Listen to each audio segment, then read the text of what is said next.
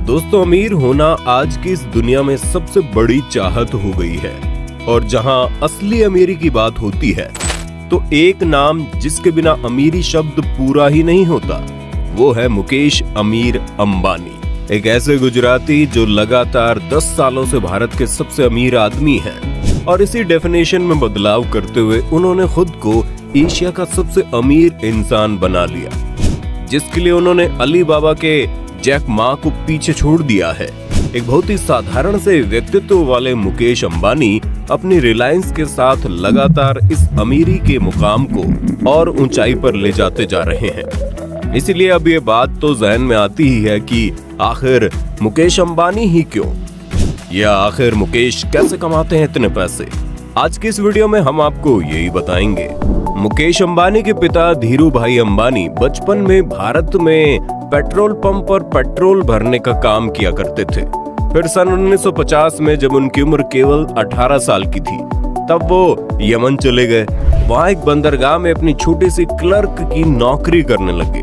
और जब धीरू भाई अंबानी को पता चला कि वहाँ के जो रियाल के सिक्के हैं उनमें चांदी लगा हुआ है जिसकी कीमत उनके सिक्कों से ज्यादा है, तो उसके बाद धीरू भाई अंबानी उन सिक्कों को अधिक मात्रा में खरीदने लगे और अपने पास इकट्ठा करने लगे।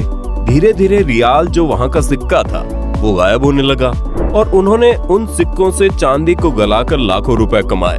और फिर बाद में वही यमन में सन 1957 में मुकेश अंबानी का जन्म हुआ। तब इनका परिवार इतना अमीर नहीं हुआ करता था और तब ये अपने परिवार के साथ 2 रूम के घर में रहा करते थे। इनके पिता अपना बिजनेस करना चाहते थे, इसलिए ये यमन छोड़कर 1958 में भारत वापस लौट आए। भारत आकर धीरू भाई अंबानी ने कपड़े और मसाले का बिजनेस शुरू किया। शुरुआत में धीरू भाई ने कपड़े के प्रोडक्शन से शुरू किया और उस धागे की सप्लाई करने लगे जिसके कपड़े बनाने वाली कंपनी को जरूरत होती थी। इसके बाद में धीरू भाई ने खुद ही कपड़े बनाना शुरू कर दिया और 1966 में उन्होंने अपनी पहली फैक्ट्री शुरू की और कंपनी का नाम रखा विमल। धीरू भाई की कंपनी सफल रही और विमल एक बहुत बड़ा ब्रांड बन गया। लेकिन फिर भी मुकेश अंबानी की स्कूल लाइफ एक मिडिल क्लास फैमिली में ही बीती थी। उनके पिता का बिजनेस तो अच्छा चल रहा था, लेकिन तब वो इतने बड़े बिजनेसमैन नहीं बन पाए थे। मुकेश अंबानी ने अपने भाई और आनंद जैन के साथ मुंबई के पैडर रोड स्थित हिल ग्रेंज हाई स्कूल में पढ़ाई की, जो बाद में उनके करीबी सहयोगी बन गए। अपने स्कूली शिक्षा के बाद उन्होंने मुंबई के सेंट जेवियर्स कॉलेज में पढ़ाई की। इसके बाद उन्होंने इंस्टीट्यूट ऑफ केमिकल टेक्नोलॉजी में केमिकल इंजीनियरिंग में बीई की डिग्री हासिल की। और फिर मुकेश अंबानी ग्रेजुएशन पूरा करने के बाद आगे की पढ़ाई करने के लिए अमेरिका चले गए। उन्होंने स्टैनफोर्ड यूनिवर्सिटी में एडमिशन तो ले लिया, लेकिन बीच में अपनी पढ़ाई छोड़ भारत आ गए क्योंकि उस वक्त तक पिता का बिजनेस चल पड़ा था। इसी कारण उन्हें भारत लौटना पड़ा ताकि वो अपने पिता की मदद कर सके। असल में हुआ कुछ यूं था कि जब मुकेश अंबानी अमेरिका से एमबीए कर रहे थे, उसी दौरान धीरू भाई अंबानी को पॉलिस्टर फिलामेंट धागे को बनाने का सरकारी लाइसेंस मिल गया। इस लाइसेंस के मिलने के बाद धीरू भाई अंबानी ने पॉलिस्टर फिलामेंट धागे को बनाने के लिए पातालगंगा रायगढ़ महाराष्ट्र में मैन्युफैक्चरिंग प्लांट लगाया और फिर उन्होंने मुकेश अंबानी को अमेरिका से वापस बुला लिया। मुकेश अंबानी एमबीए की डिग्री अधूरी छोड़कर महाराष्ट्र वापस आ गए और इस तरह मुकेश अंबानी ने 24 साल की उम्र में रिलायंस इंडस्ट्रीज में अपना करियर शुरू किया। इंडस्ट्री में आने के बाद मुकेश अंबानी राशिक भाई के अंडर काम करने लगे। कुछ दिन काम करने के बाद धीरू भाई अंबानी ने अपनी मर्जी से मुकेश अंबानी को काम करने की पूरी आजादी दे दी। कोई भी फैसला लेना हो, मुकेश अंबानी अपने पिताजी से सलाह जरूर लेते थे। मुकेश अंबानी की पूरी आजादी से काम करने का फायदा रिलायंस इंडस्ट्रीज को मिला। 1985 में राशिक भाई की मौत के बाद पॉलिस्टर फिलामेंट धागे के प्लांट की पूरी जिम्मेदारी मुकेश अंबानी के कंधे पर आ गई। उन्होंने इस जिम्मेदारी को बखूबी संभाल लिया।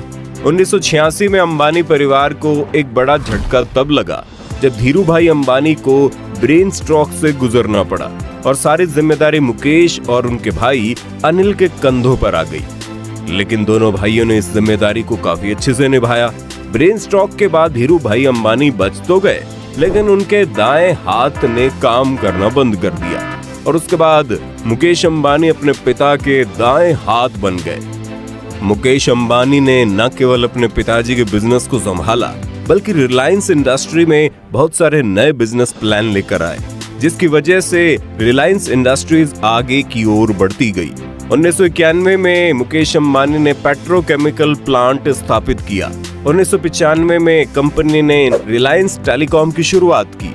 1998 में अंबानी ने लोगों की जरूरतों को समझते हुए एलपीजी के फील्ड में कदम रखा और रिलायंस गैस के नाम से रसोई गैस बनाने की कंपनी बना दी। ऐसे ही काम करते करते सफलता मिलते मिलते रिलायंस इंडस्ट्रीज की संपत्ति भी लगातार बढ़ती गई। लेकिन फिर साल आता है 2002, जिसमें धीरूभाई अंबानी की ब्रेन स्ट्रोक की वजह से मौत हो गई। पिता की मौत के बाद दोनों भाइयों में संपत्ति को लेकर भारी विवाद हो गया। इन दोनों के विवाद से कंपनी को बहुत ज्यादा नुकसान झेलना पड़ा। इसी कारण इन दोनों भाइयों के झगड़े को खत्म करने के लिए उनकी मां ने रिलायंस इंडस्ट्री का 2 हिस्सों में बंटवारा कर दिया। मुकेश अंबानी के हिस्से में रिलायंस इंडस्ट्री और रिलायंस पेट्रोकेमिकल आ गया। बंटवारे के बाद मुकेश अंबानी ने नई शुरुआत की और अपने बिजनेस को आगे बढ़ाना शुरू कर दिया। मुकेश अंबानी की कमाई का main source Jamnagar petroleum refinery बनी। 2006 में रिलायंस इंडस्ट्री में रिलायंस रिटेल मार्केट में भी कदम रख दिया। रिलायंस रिटेल ब्रांड नाम के अंदर पूरे देश में शॉपिंग सेंटर शुरू किया, जिसमें रिलायंस फ्रेश स्टोर काफी मशहूर हुआ। आज इसका करीब 1500 से ज्यादा स्टोर पूरे भारत में है और इसका main source Reliance fresh, Reliance trends, Reliance digital, Reliance footprint है। 2010 में रिलायंस इंडस्ट्री ने इन्फोकॉम ब्रॉडबैंड कंपनी की शुरुआत की, जिसका असली रंग 2016 में देखने को मिला, क्योंकि ये ही रिलायंस इंडस्ट्री के टेलीकॉम सेक्टर में बहुत बड़ा चेंजिंग ईयर साबित हुआ। 2016 में रिलायंस इंडस्ट्री ने अपना टेलीकॉम सर्विस रिलायंस जियो शुरू किया, जो इन्फोकॉम ब्रॉडबैंड का एक बड़ा रूप था। इसके बाद तो जियो ने भारत की टेलीकॉम इंडस्ट्री को तहस नहस ही कर डाला और रिलायंस ने उसी साल LYF ब्रांड नाम से अपना स्मार्टफोन 4G लॉन्च किया। 2016 में LYF सबसे ज्यादा बिकने वाला मोबाइल भी साबित हुआ। रिलायंस जियो टेलीकॉम सेक्टर में आते ही उसने बाजार को पूरी तरह से बदल दिया और देखते ही देखते बाकी सभी टेलीकॉम कंपनियों के मुकाबले सबसे ज्यादा कस्टमर रिलायंस जियो के बन गए और 3 साल में जियो टेलीकॉम की नंबर 1 कंपनी बन गई और जियो ने 35 करोड़ से ज्यादा कस्टमर बना लिए। 2019 में जियो ने लगभग 11,679 करोड़ रुपए का इनकम जनरेट किया। इसके बाद रिलायंस इंडस्ट्री ने 2020 में जियो मार्ट को भारत के 200 शहरों में लॉन्च किया। रिलायंस इंडस्ट्रीज मीडिया, फिल्म और म्यूजिक इंडस्ट्री में भी एक्टिव है।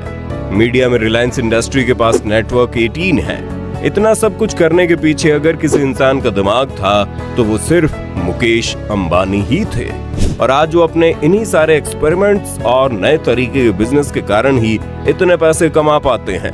और अपने साथ ही साथ रिलायंस इंडस्ट्री ने 2,36,000 लोगों को जॉब भी दे दी है।